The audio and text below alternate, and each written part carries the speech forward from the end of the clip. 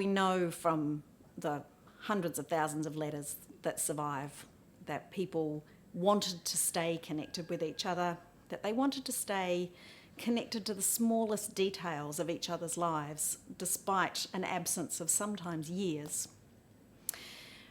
But I think we have to think too of the things that don't survive. So a set of letters to a fiancé, a relationship that was then broken off, may well have been destroyed. We know too that when men died, there was often nothing to be recovered to send home to next of kin, and that in a way that spoke to a very serious break, that when the body wasn't returned, but neither were any of his effects.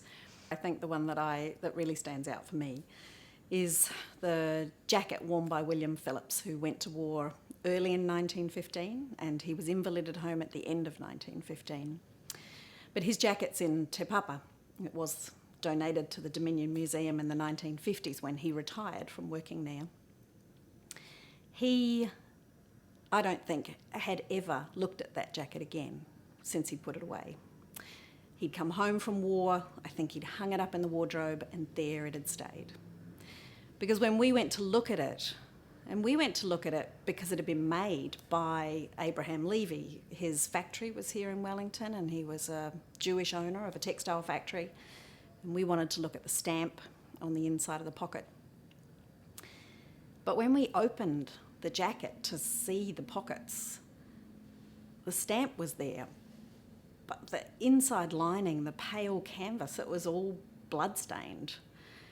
And then when we closed the jacket back up again and actually looked in the pockets, there was a crumpled bandage. It was all bloody. It had been shoved in there.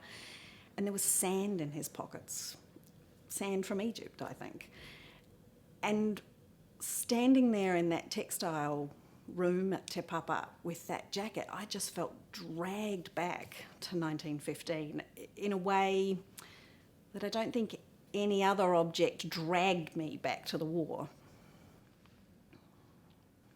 We have just a slip of paper from, I guess from a quartermaster probably, that was returned to a parent saying the items, the perishable items in your son's parcel have been distributed among his comrades. He'd been killed in that time. And so his officer had determined that that parcel needed to be shared out. And then she was sent back a notification of that. And I just can't imagine how those things would have been received. The mix of the grief of knowing that he wasn't going to be there, but that his friends could share in what she'd made for him.